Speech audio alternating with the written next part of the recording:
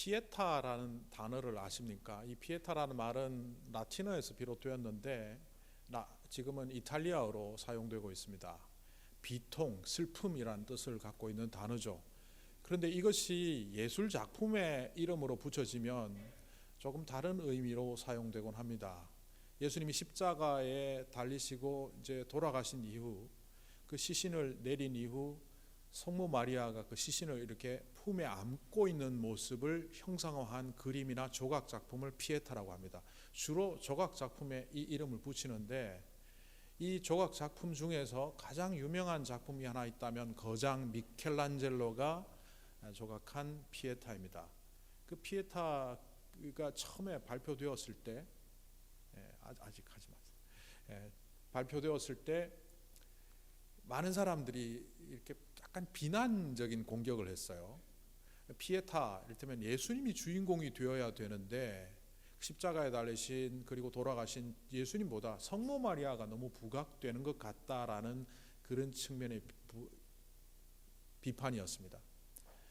성베드로 성당에 가면 지금도 전시되어 있습니다. 가서 보시면 보게 되어 있는데 정면에서 보면 정말 예수님의 얼굴도 안 보입니다. 예수님이 이렇게 널브러져 있는 모습을 안고 있는 그 성모 마리아의 얼굴만 볼 수 있게 되어 있죠. 그래서 그 비판이 일정 부분 맞는 것 같습니다. 그런데 그런 비난이 쏟아질 때 미켈란젤로는 이렇게 대꾸했다고 합니다. 나는 인간 보라고 만든 거 아니다.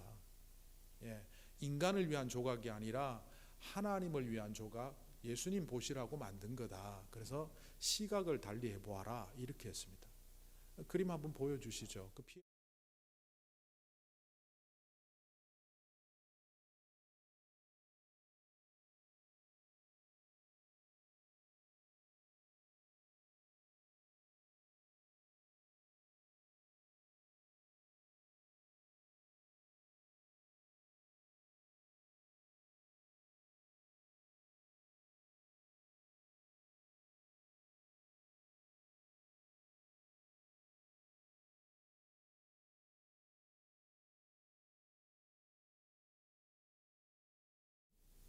하나님께서 어떤 사건을 일으키셨을 때 사람들이 자기 입장에서 바라보니까 하나님의 뜻이 이해가 안 되는 거예요. 왜 이러시는 거야? 그런데 그게 하나님이 왜 하셨는지 하나님의 뜻을 분별하려고 하고 일정 부분 하나님의 시각으로 보려고 애쓸 때 보이기 시작하는 사건의 진짜 모습이 있고 타인의 진짜 모습이 있습니다. 또 내 인생의 진짜 모습이 있는 거죠.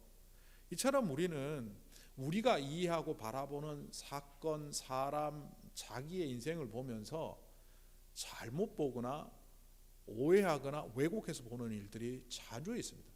그러다 보니 하나님의 말씀을 읽어도 성경도 왜곡해서 보게 되고 그 뜻과 상관없이 자기 마음대로 보게 된다는 겁니다. 사물도 각도를 달리하니까 저렇게 다르게 보이는데 우리 인생을 또 타인을 우리가 살아가는 이 세상을 다른 각도에서 본다면 어떻게 다르게 보이는지 우리는 참 궁금하면서도 신비롭게 접근을 해야 될 것 같습니다. 그것과 관련해서 제가 어느 날 생각을 하게 되었습니다. 인간 노화 현상에 대하여 써놓은 의학 자료집이었는데요. 거기에 보면 여러 가지 가설들이 있더라고요. 자외선 때문에 인간이 노화 현상이 가속화된다, 유전자 문제 때문이다, 뭐 때문이다 했는데 거기에 가장 유력한 이론이 뭐가 있느냐면 인간 몸 속에, 육체 속에 생기는 노폐물들이 제대로 처리되지 않아서 산화 현상이 일어나고 찌꺼기들이 지방으로 쌓여서 동맥경화를 일으키고 뇌에 뭐가 혈전이 쌓여서 뇌경색을 일으키고 심장마비를 일으키고 결국 노화와 질병의 가장 큰 원인이 인간 몸속에서 발생하는 노폐물이다. 뭐 이런 이론을 제가 책을 통해서 접했습니다. 근데 제가 그 책을 내려놓고 저는 책을 읽고 감상문을 쓰거나 생각을 하는데 이런 생각이 들었습니다. 제가 그 메모해 놓은 생각이 이러합니다. 육체의 노화가 노화 현상을 촉진하는 노폐물이 쌓여가는 과정이듯이 정신의 노화는 살아간 흔적과 경험 속에서 발생하는 정신의 노폐물인 편견과 선입관이 쌓여가는 과정이다. 고집 센 사람들을 보면요, 이 고집은 결국 과거의 경험의 집산물입니다. 어떤 때는 근거가 있기도 하지만 근거가 없는 것을 붙잡고 막 고집을 부립니다. 편견과 선입관도 마찬가지입니다. 과거에 자기가 겪으면서 부정적인 느낌을 가졌던 그 경험들을 모아서 새로 보는 사람과 새로 만나는 사건에도 그것을 적용시켜서 그릇되게 바라보는 안목이 있죠. 그게 바로 선입관 혹은 편견이라고 합니다. 이 선입관과 편견이 더 극대화되면 차별이 되고 혐오 현상이 되고 그것이 결국 표현되는 것이 폭력입니다. 이런데도 불구하고 우리 마음 속에, 생각 속에, 정신 속에 쌓이는 그 노폐물들을 처리하지 않은 채 우리는 그렇게 왜곡된 상태로 바라보며 살아간다는 겁니다. 오늘 1월 29일인데요. 1월 달이 다 갔습니다. 오늘이 1월 마지막 주일이니까 이제 며칠 남지 않으면 2월 달로, 며칠 지나지 않으면 2월로 넘어갑니다. 2022년과 지금 현재 2023년 1월 말에 여러분의 삶과 세상을 바라보는 눈이 많이 바뀌었습니까? 새해라는 것은 시간이 흘러가고 세월이 바뀌어서 새해가 되는 것이 아니라 그 사람이 새로워졌을 때 진짜 새해가 된다는 것을 우리는 거듭거듭 말했고 알고 있습니다. 그런데 우리 자신을 돌아보면 작년 12월의 모습, 한 달 전, 두 달 전의 모습과 전혀 다를 바가 없죠. 뭐가 안 달라진 겁니까? 우리의 안목, 우리의 왜곡된 정신적인 노폐물을 제거하지 않은 채 여전히 똑같은 눈으로, 똑같은 안목으로 이거 잘못된 거야 라고 함부로 말하며 살아가고 있기 때문이 아닌지 우리를 돌아봐야 합니다. 오늘 말씀 속에도 등장하는 인물들을 보면 이 왜곡된 시선들이 있음을 발견하게 됩니다. 예수님의 시선과 바리새인으로 대별되는 세상 사람들의 시선이 상당히 다르다는 것을 오늘 말씀을 통하여 볼 수 있습니다. 그런데 이 말씀을 제대로 잘 보기 위해서는요, 말씀을 보면서 발생하는 편견과 선입관도 좀 고쳐야 합니다. 오늘 누가복음에 나오는 이 사건을 읽으면서 여러분 어디서 본 듯하지 않습니까? 옥합이란 단어가 등장하고 어떤 여인이 예수님의 발에 기름을 붓고 닦는 모습이라든지 이거 어디서 본 듯합니다. 그래서 많은 사람들이 마태복음과 마가복음과 요한복음에 나오는 그 사건과 이 사건이 동일한 사건이라고 생각하기가 쉬운데 그렇지 않습니다. 마태복음 26장과 마가복음 14장에 나오는 예수님의 머리에 향유를 붓는 사건은 베다니에서 일어났다라고 분명히 지명을 밝혀놓습니다. 마가복음 14장 3절에서 9절에 나온 내용을 제가 요약해서 여러분에게 읽어드리겠습니다. 예수께서 베다니 나병 환자 시몬의 집에서, 자 여기도 시몬이고 오늘 말씀의 바리새파 사람도 시몬입니다. 그래서 사람들은 같은 거 아니야 착각하죠. 시몬의 집에서 식사하실 때, 나병 환자 시몬의 집입니다. 한 여자가 매우 값진 향유 순전한 나드 한 옥합을 가지고 와서 옥합을 깨뜨려 예수님의 머리에 부으니 어떤 사람이 화를 내어 말하되 300데나리온 이상에 팔아 가난한 자에게 줄 수 있는 이 기름을 왜 이렇게 낭비하느냐 하고 책망하더라. 예수께서 이르시되 가만히 두라. 네가 어찌하여 그를 괴롭히느냐. 그는 내게 좋은 일을 하였다. 가난한 자를 항상 도울 수 있지만, 너희 주변에 항상 있기 때문에 도울 수 있지만 나는 너희와 항상 함께 있지 아니하니라. 그는 힘을 다하여 내 몸에 향유를 부으며 내 장례를 준비했다. 예수님의 장례와 관련된 이야기로 예수님이 칭찬하는 이 여인의 모습은 마태복음에도 그대로 나옵니다. 그런데 이 이야기를 조금 더 자세하게 요한복음 12장에서는 이렇게 기록합니다. 유월절 여세전에, 예수님이 십자가에 달리시기 전 여세전입니다. 왜 예수님이 장례 이야기를 했는지 아시겠죠? 그리고 베다니인데 왜 베다니에서 어떤 식사 모임이 있었는지를 요한복음은 이렇게 말합니다. 이곳은 예수께서 죽은 자 가운데서 살리신 나사로가 있는 곳이라. 거기에서 예수를 위하여 잔치를 하였다. 예수를 위하여 잔치를 하였다. 이 말은 죽은 자를 살렸기 때문에 잔치를 했습니다. 그런데 왜 나사로의 집이 아니라 시몬의 집입니까? 당시에 재력적인 측면에서 시몬이 훨씬 더 재력가였던 것으로 보이고 나병을 고쳐준 것도 너무나 감사해서 모두가 함께 예수님을 위한 잔치를 벌였답니다. 어디에 나오느냐? 마르다는 일을 하고, 역시 마르다는 열심히 일합니다. 이 잔치를 위해서 일을 하고 있고, 나사로는 예수와 함께 그 식탁에 앉아 있고, 그 또한 호스트로서 앉아 있답니다. 그리고 마리아, 이 삼남매 중에 막내였던 마리아는 옥합을 깨뜨렸답니다. 여기서 저의 짐작이 들어갑니다. 마리아의 성격적으로 볼 때 마리아는 이런 생각을 했을 것 같다. 오빠는 죽었다 살아났고 저 사람은 나병이 고쳐졌는데 이 식탁을 메인 호스트해야 할 사람이 우리 오빠, 우리 가정이어야 하는데, 뭐 이런 마음이 있었던 것으로 보입니다. 그래서 집에서 가장 귀한 것, 자기가 갖고 있는 최고의 것을 예수님께 드리는 겁니다. 이것은 감사와 죽은 자도 살리신 예수님에 대한 주님으로의 고백이 담겨있는 그 헌신입니다. 그런데 그가 그렇게 헌신한 것을 주님은 어떻게 받으셨습니까? 앞으로 일주일 후에 돌아가실 십자가 사건, 그 누구도 모르는 그 십자가 사건을 위한 준비로 너무 높게 칭송하시는 겁니다. 이것이 바로 요한복음과 마태복음과 마가복음에 나오는 그 사건을 정리한 겁니다. 그런데 누가복음에 나오는 오늘 이 이야기는 분위기가 사뭇 다릅니다. 일단 베다니가 아닐 뿐더러 초청한 사람이 바리새인입니다. 베다니의 잔치에서는 죽은 자를 살리시고 나병을 고치고 주변에 많은 병자를 고치신 것에 감사와 찬양의 자리였습니다. 극진히 대접했을 겁니다.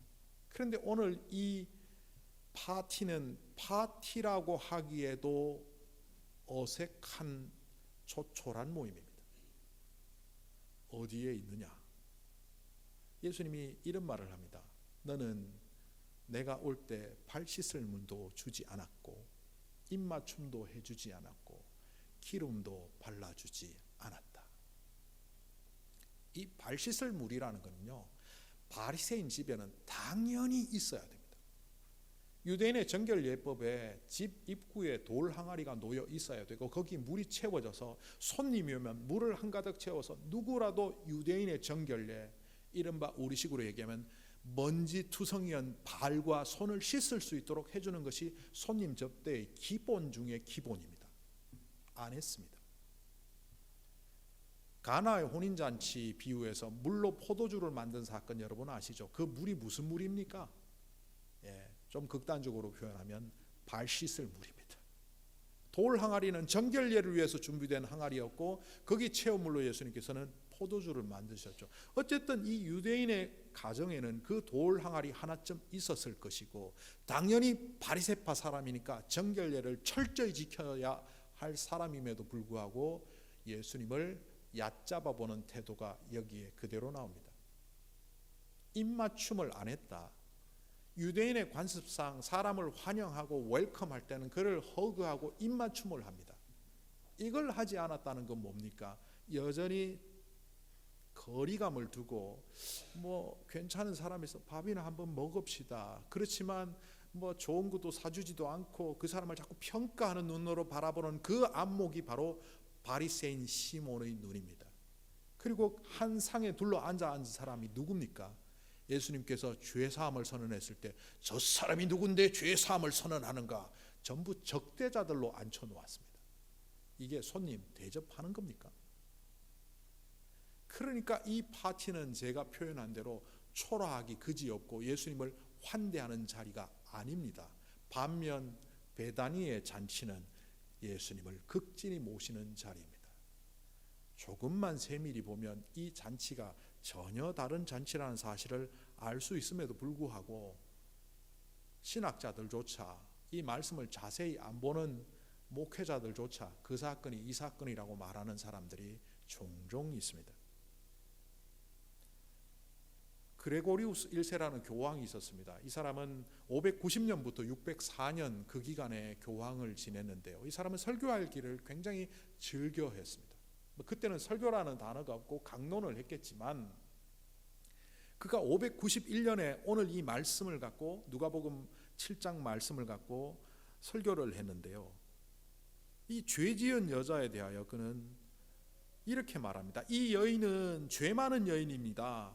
요한복음에서 마리아라고 부르는 그 여인이고 마가복음에서 마리아라고 부르는 7 귀신 쫓아낸 그 여인입니다. 막달라 마리아라는 거죠. 이 여인은 막달라 마리아고 어떤 의미에서 이 여인은 성매매하는 이 타락한 여성입니다. 그걸 믿는다고 그의 그 복음서 강록 33편에 기재해 놓고 있습니다. 그리고 이렇게 말합니다. 이 죄라는 것은 결국 과거에 장녀로 살아갔던 그가 회개해서 돌아와서 예수님께 옥합을 깨뜨리는 장면이라는 거죠. 그런데 이 여인은요, 제가 단정적으로 얘기합니다. 수많은 자료를 검토해 본 결과 제 개인의 의견이 아니라 주류 신학자들은 막달라 마리아가 될 수 없다라고 말합니다. 두 번째, 이 여인은 장녀가 아니라고 말합니다. 그렇다면 오늘 성경에 왜 이 여인을 죄 많은 여인 혹은 죄 지은 여인, 죄인인 여인이라고 말할까요? 그레고리우스 1세가 왜 이 여인을 자꾸 장녀로 했을까 해서 제가 자료를 찾아보니까 7세기, 6세기의 중세권에서 여자가 죄졌다 하면 그걸 주홍글씨로 여긴 거죠. 나다나엘 호돈의 주홍글씨에서 그 여주인공이 무슨 죄를 지었습니까? 간음죄를 지었죠. 그러니까 여자가 죄가 있다 하면 이건 성매춘한 거고, 여자가 죄가 있다는 건 바람핀 거고, 여자가 죄가 있다는 것은 성적으로 부정직한 것을 했다는 것을 의미하는 사회적 통념이 있었기 때문에 그런 눈으로 그레고리 울세가 이 성경을 바라보았을 때 이 죄 많은 여인은 이 여인 그런 여인이구나. 그런데 성경은 성경으로 풀어야 되지 않겠습니까? 예수님 주변에 죄인이 많았다고 복음서 곳곳에서 보도하고 있습니다. 예수님을 따라다녔던 사람들 중에 죄인들이 있었기 때문에 바리새파 사람들은 그것이 못마땅했습니다. 그런데 이 죄인들이 누굽니까? 죄인을 표현할 때 성경은 꼭 구분하는 사람들이 있습니다. 세리와 창기와 죄인. 세리는 이 죄인의 무리 속에 넣지 않았습니다. 창기도 죄인의 무리 속에 넣지 않았습니다. 알다시피 세리는 매국노 역할을 했고 돈에 돈독 올라서 사람들에게 착취하는 사람들이기 때문에 나쁜 사람입니다. 창기는 성매매하는 여성이니까 나쁜 사람이라고 사회적으로 보았습니다. 그런데 죄인은 누굽니까? 예수님을 따라다니며 예수님이 가까이 했던 죄인이라고 판정되는 그 사람들은 다름 아닌 그 당시에 세 부류의 사람들입니다. 첫 번째 부류의 사람들은 환자들입니다. 심각한 질병을 갖고 있는 사람들. 오늘날도 그런 시각이 없지는 않죠. 병이 죄 때문에 발생했다고. 그래서 병을 숨기는 목회자들이 꽤 있습니다. 심각한 질병이 있는데도 기도해달라고 내지 않는 이유가 뭐냐면 교인들의 시각 속에 목사가 얼마나 기도를 안 했으면 병에 다 걸리냐, 뭐 이런 시각이 있는 거죠. 좀 오래된 이야기지만 저희 부친이 갑자기 실명했을 때, 그때는 1990년 그즈음이었는데요. 교회에서 그런 얘기가 들려왔습니다. 김 장로가 뒤로 죄를 많이 지었구만, 그러니까 저렇게 실명하지. 오늘날도 목회자들이 자기 질병을 노출하지 않는 이유가 바로 그런 잘못된 통념이 있기 때문에 그런 것 같죠. 그런데 예수님 시대는 그게 아주 극단적으로 강했습니다. 질병은 곧 죄의 결과.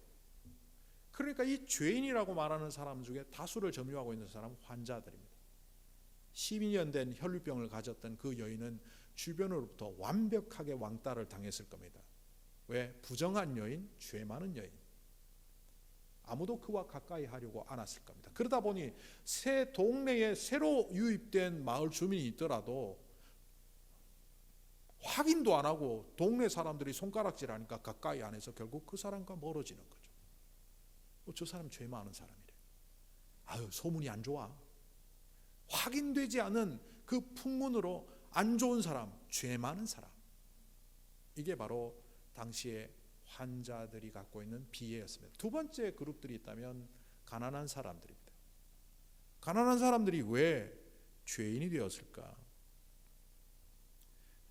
당시의 속죄 시스템은요, 죄를 짓게 되면 제물을 바쳐서 속건제나 속죄제를 통하여 죄 사함을 받게 되어 있었습니다.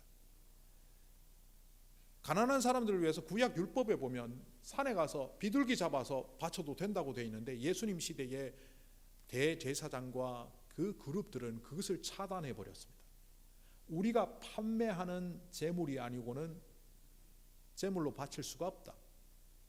예를 들어서 100불짜리 비둘기 한 마리가 있다면 그걸 200불에 파는 거예요. 아니, 산에서 잡아오면 한 1불도 안 드는데 그걸 막 50불, 100불을 파니까 가난한 사람들은 돈 없어서 죄 사함을 못 받으니까 쌓이고 쌓여서 마치 크레딧이 약한 분들이 재정이 점점점 악화되면 뱅크럽시 하듯이 뱅크럽시 하는 죄인들이 발생하기 시작합니다. 그 가난한 자들, 더 이상 이제 속죄 제물로 죄 사함을 받을 수 없을 정도로 그 사함의 사건이 밀려 있는 사람들, 그들을 당시 사회에서는 죄인이라고 치부했습니다.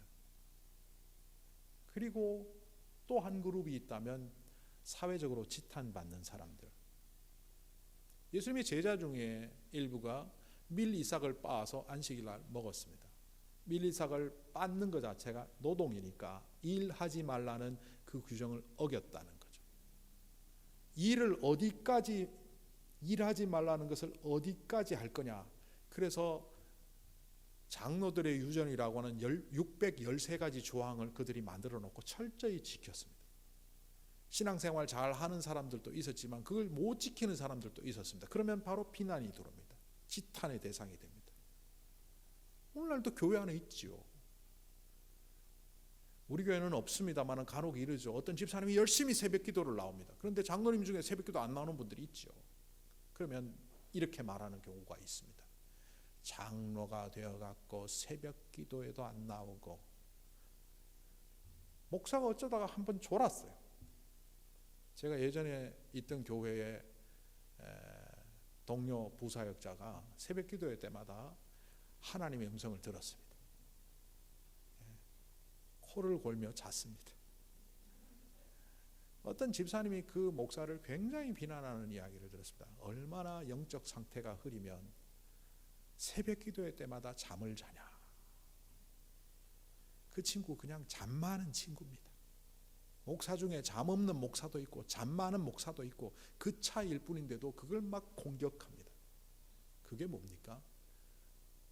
자기가 지키고 있는 유전을 통해서, 장로들의 유전을 통해서 타인을 공격했던 그 바리새파 사람들 같은 모습이 오늘날 신앙인들의 모습에도 있습니다. 지탄의 대상이 되는 사람, 가난한 사람, 병자들을 당시의 죄인이라고 묶어서 말했습니다.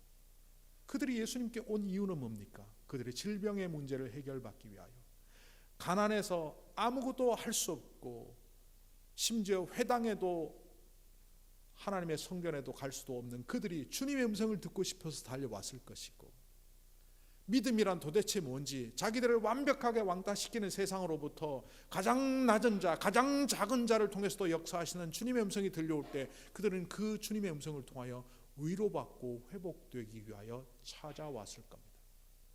그런데 그것을 가로막는 사람이 등장합니다. 바리새파 사람들. 예수님, 당신이 하나님이 보낸 사람이라면, 당신이 정말 메시아라면 저들을 멀리해야 됩니다. 그리고 우리 왕 가까이 해야죠. 그때 예수님이 뭐라고 말씀하셨습니까?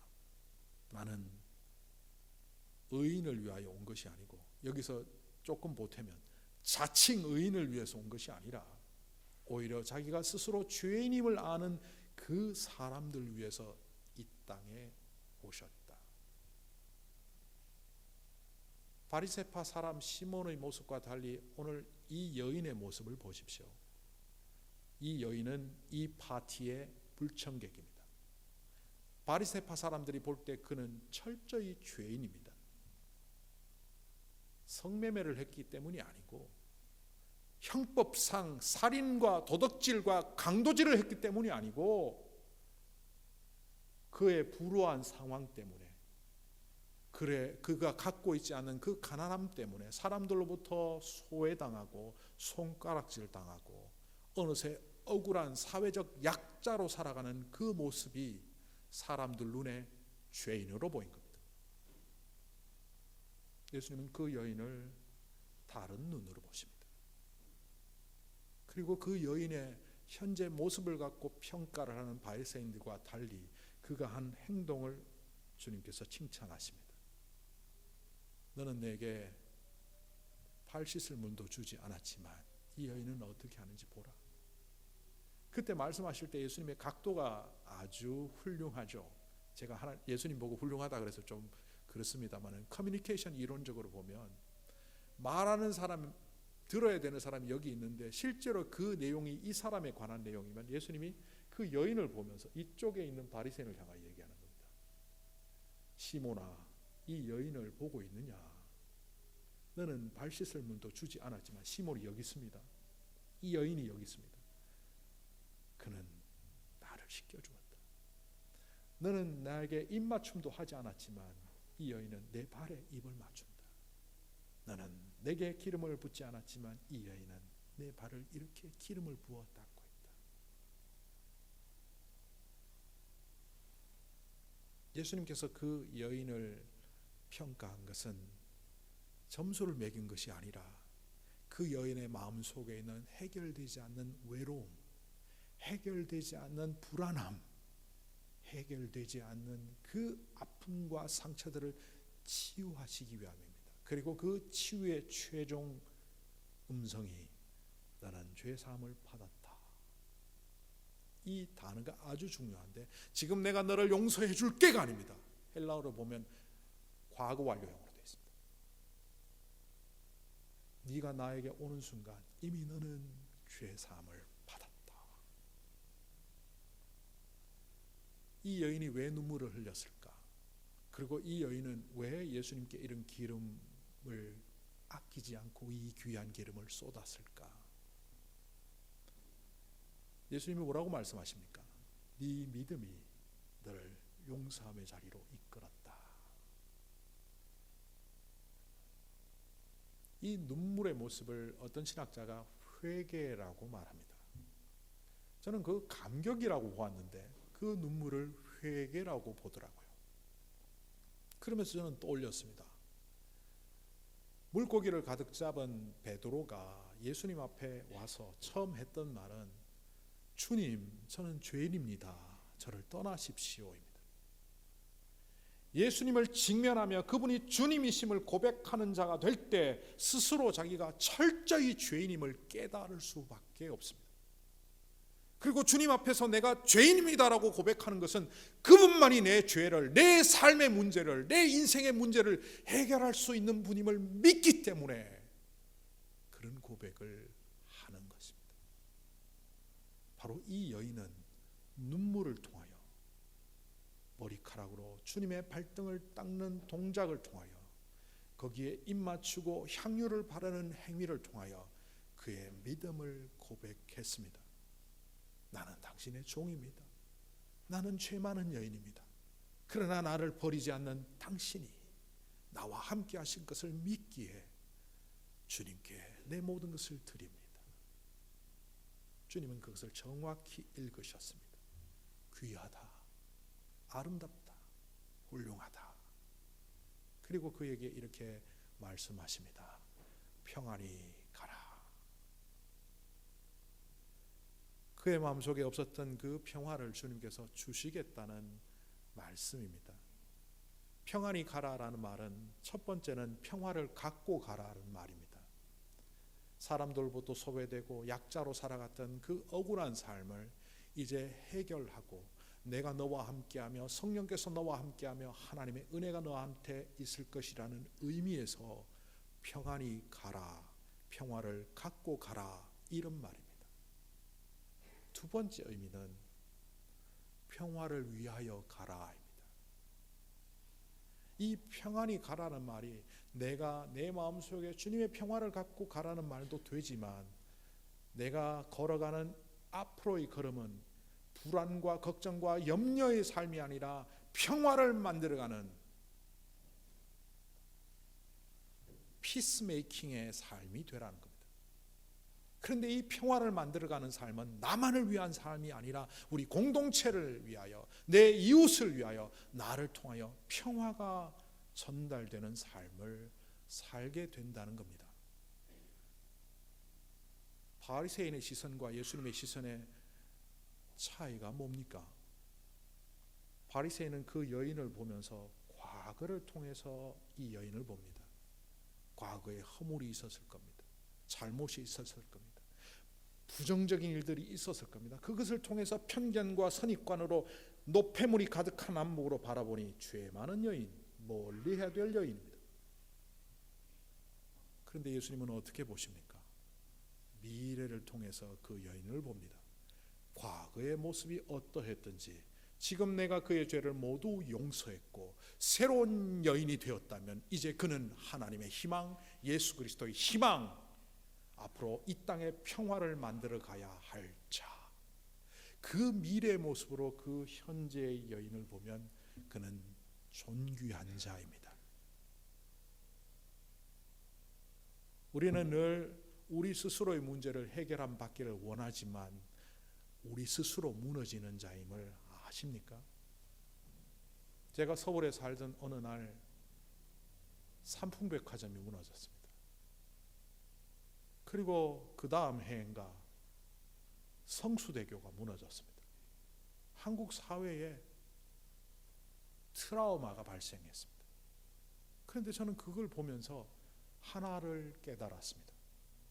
제가 그 신학교를 다니던 시절이었는데 하나님이 심판을 불로 심판하시고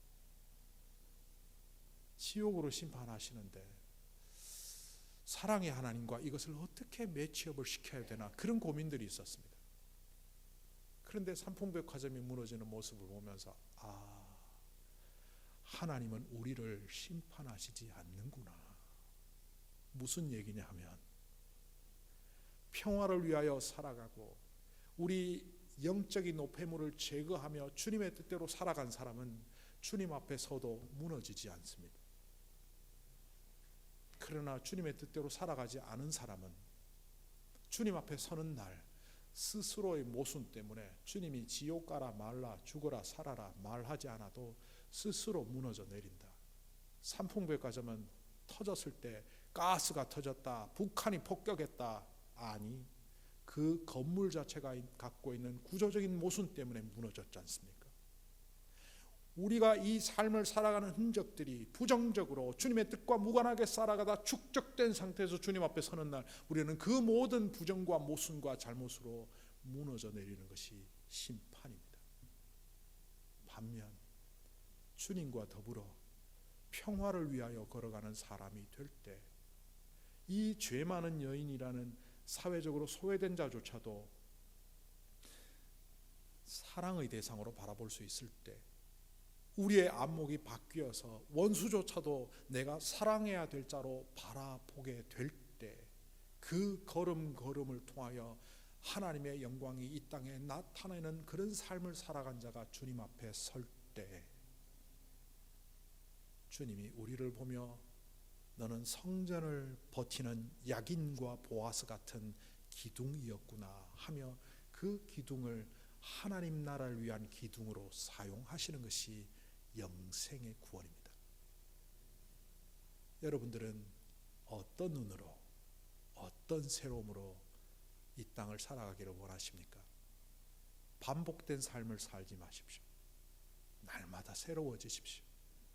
그래서 불안과 불평 속에서도 평화를 바라보시고 그 평화를 주시는 주님이 우리의 주인이심을 고백하며 해결자이신 주님의 뜻에 따라 걸어감으로 우리 모두가 주님 앞에 서는 날 하늘의 기둥 같은 자로 주님께 선택되기를 간절히 소망합니다.